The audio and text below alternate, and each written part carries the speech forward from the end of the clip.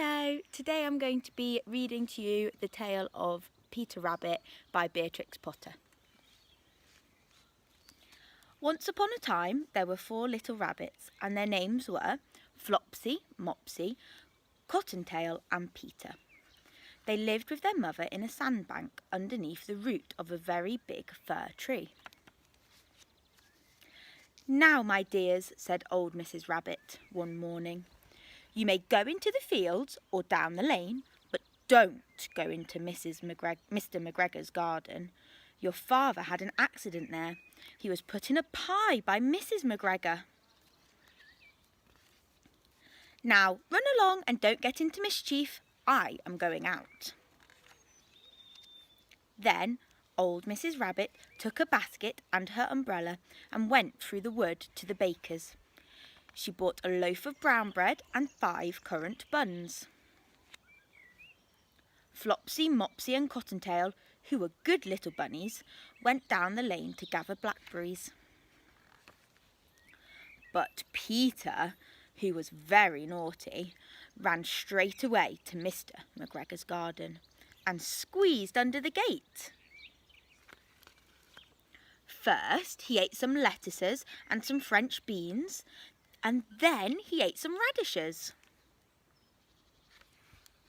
And then, feeling rather sick, he went to look for some parsley. But round the end of a cucumber frame, whom should he meet but Mr. McGregor? Mr. McGregor was on his hands and knees planting out young cabbages, but he jumped up and ran after Peter, waving a rake and calling out, "Stop, thief!" Peter was most dreadfully frightened.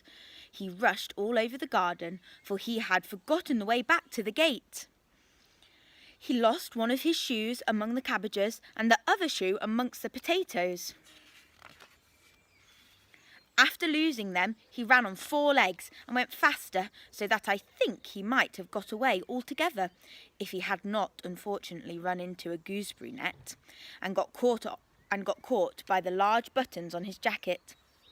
It was a blue jacket with brass buttons, quite new.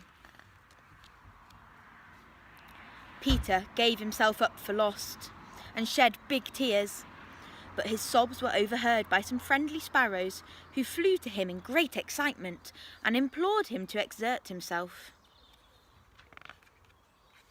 Mr. McGregor came up with a sieve, with which he intended to pop upon the top of Peter, but Peter wriggled out just in time, leaving his jacket behind him, and rushed into the tool shed and jumped into a can. It would have been a beautiful thing to hide in if it had not had so much water in it. Mr. McGregor was quite sure that Peter was somewhere in the tool shed, perhaps hidden underneath a flower pot. He began to turn them over, carefully looking under each. Presently, Peter sneezed. "Achoo!"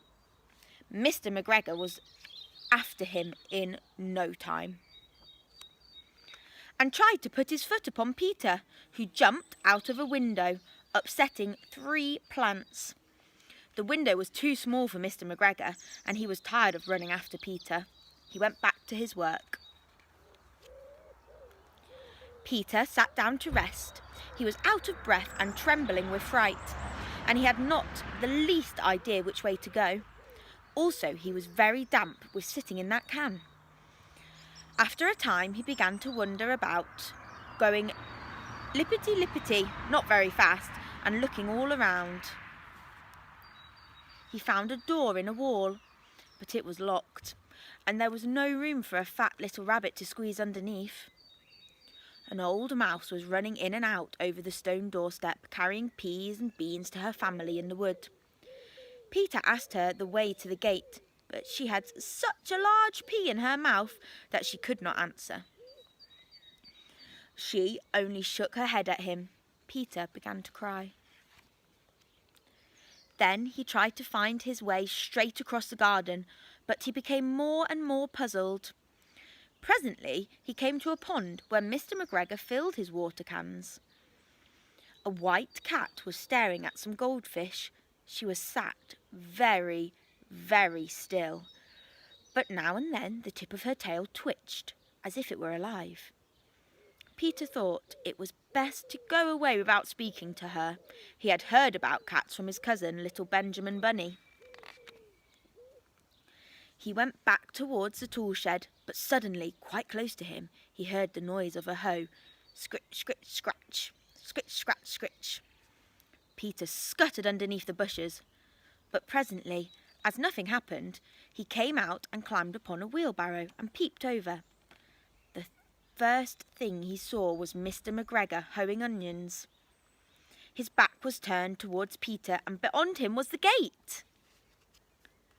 Peter got down very quietly off the wheelbarrow and started running as fast as he could go, straight along a wall and behind some black currant bushes. Mr. McGregor caught sight of him at the corner, but Peter did not care. He slipped underneath the gate and was safe at last in the wood outside the garden. Mr. McGregor hung up the little jacket and the shoes for a scarecrow to frighten the blackbirds. Peter never stopped running or looked behind him till he got home to the big fir tree. He was so tired that he flopped down upon the nice soft sand on the floor of the rabbit hole and shut his eyes. His mother was busy cooking. She wondered what he had done with his clothes. It was the second little jacket and pair of shoes that Peter had lost in a fortnight. I am sorry to say that Peter was not well during the evening. His mother put him to bed and made some chamomile tea, and she gave a dose of it to Peter. 1 tablespoonful to be taken at bedtime. But Flopsy, Mopsy and Cottontail had bread and milk and blackberries for supper. The end.